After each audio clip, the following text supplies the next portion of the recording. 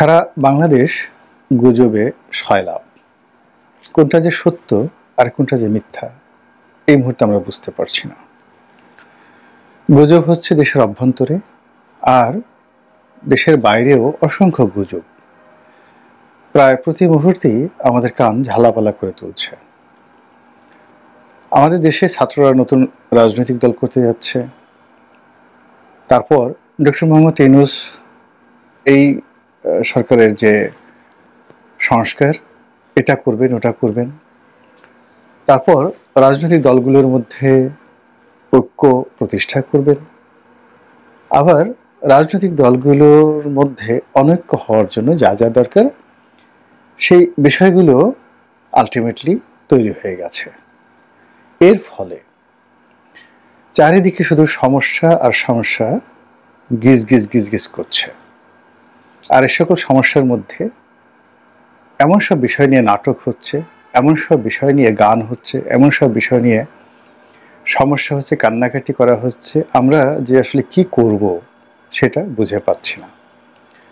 ঢাকা আন্তর্জাতিক বই মেলাতে স্যানিটারি ন্যাপকিন, মেয়েরা সাধারণত যে ন্যাপকিনটা পরে, সেই ন্যাপকিন নিয়ে যে দাঙ্গা হাঙ্গামা হতে পারে, আমরা কি এই ধরনের কথা কখনো কল্পনা করেছি?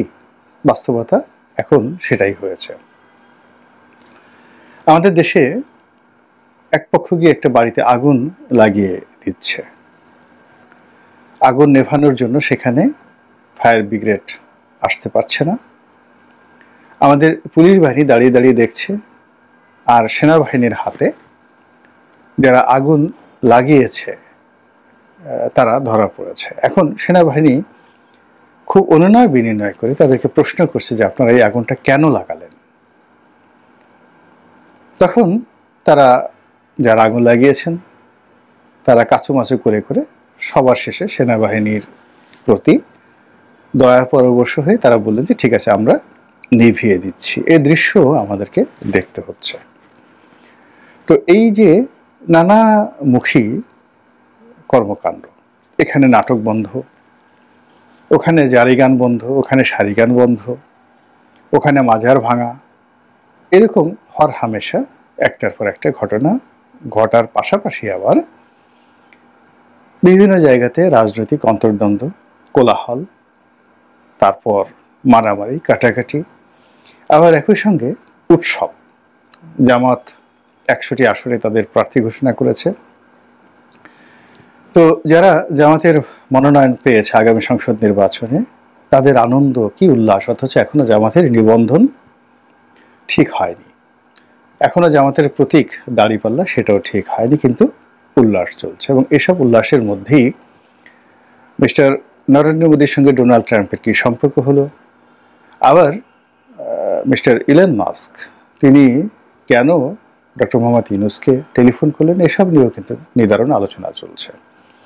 আর সেসব আলোচনার মধ্যে ইদানিংকালে গত ৩-৪ দিনের মধ্যে, বিশেষ করে ডক্টর মোহাম্মদ ইউনূস দুবাই থেকে ফেরার পর আর জনাব নরেন্দ্র মোদী আমেরিকা থেকে ফেরার পর, আমাদের যে গুজবের রাজ্য, সেই রাজ্যের প্রধানতম খবর হলো শেখ হাসিনাকে নিয়ে দিল্লি খুবই বিপদে পড়ে গেছে।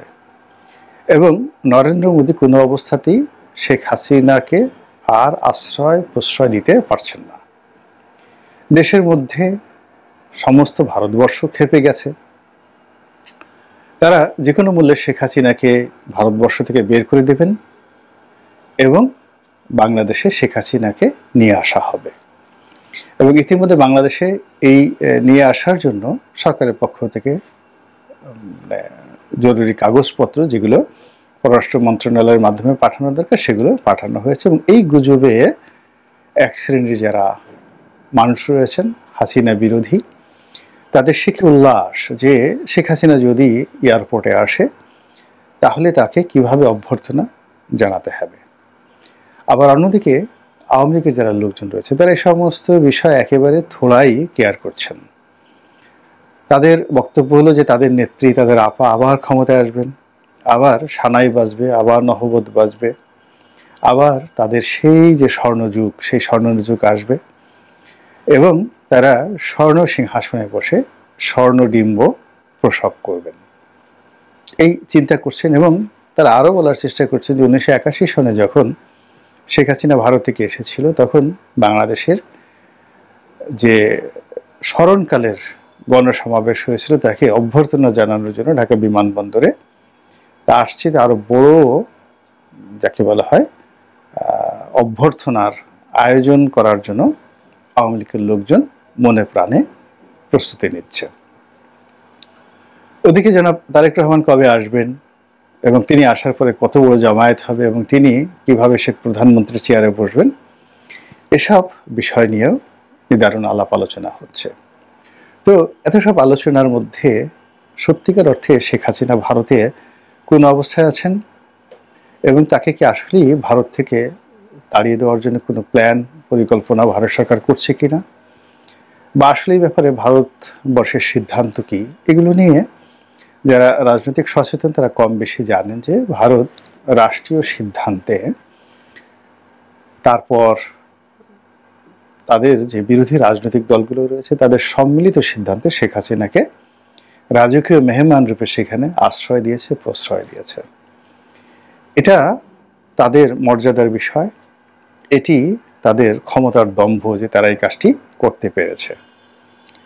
2 নম্বর হলো শেখ হাসিনাকে হাতে রেখে তারা যেভাবে ট্রাম্পের সঙ্গে খেলতে পারবে, যেভাবে ডক্টর মোহাম্মদ ইউনূসের সঙ্গে খেলতে পারবে, কিংবা আগামী দিনে যদি বিএনপি ক্ষমতায় আসে তাদেরকে যেভাবে নাস্তানাবুদ করতে পারবে, শেখ হাসিনার ভয় দেখিয়ে এই সুযোগটি ভারত কিয়ামত হয়ে গেল তারা কিন্তু ছাড়বে না। অন্যদিকে বাংলাদেশের যে দ্রুত পরিবর্তনশীল রাজনীতি, সেই রাজনীতিতে গত 7 মাসে আমরা যেভাবে বুঝে গিয়েছি, ভারতও বুঝে গিয়েছে যে বাংলাদেশে স্টেবল কোনো কিছু হচ্ছে না এবং খুব সহসা এখানে কোনো কিছু স্থির হওয়া সম্ভব নয়। বাংলাদেশে যে কটি শক্তি রয়েছে, স্টেবল শক্তি রয়েছে এই মুহূর্তে, সেই স্টেবল শক্তির মধ্যে নিঃসন্দেহে আওয়ামী লীগ সবচেয়ে ভালো অবস্থানে রয়েছে। এমনকি রাষ্ট্রীয় যে সংস্থাগুলো রয়েছে তাদের মধ্যেও কিন্তু বিশৃঙ্খলা দেখা দিয়েছে, যেটা অকল্পনীয়, আমরা কখনো সেটা কল্পনা করিনি। তো কাজেই এই বাংলাদেশকে ভারতের স্বার্থে যদি স্থিতিশীল অবস্থায় ফিরিয়ে আনতে হয়, অথবা এই বাংলাদেশে যদি অস্থিতিশীল অবস্থা থাকে, তাহলে ভারতের 7টি রাজ্য সেইগুলোর স্থিতিশীলতা রাখা একেবারে অসম্ভব ব্যাপার এবং ভারত রীতিমতো তছনছ হয়ে যাবে। এখানে আমেরিকাও খেলবে, চীন খেলবে, রাশিয়া খেলবে এবং এত সব খেলার অধিক্ষেত্র হিসেবে বাংলাদেশের ভূমিকে ব্যবহার করার কোনো সুযোগ ভারত দেবে না। এবং সেই অর্থে যদি একটি স্টেবল শক্তি, সংঘবদ্ধ শক্তি, যাদের টেকনাফ থেকে তেঁতুলিয়া পর্যন্ত টাকা রয়েছে, লোকবল রয়েছে, শক্তি রয়েছে, বুদ্ধি রয়েছে, সেই ক্ষেত্রে আওয়ামী লীগের বিকল্প নেই।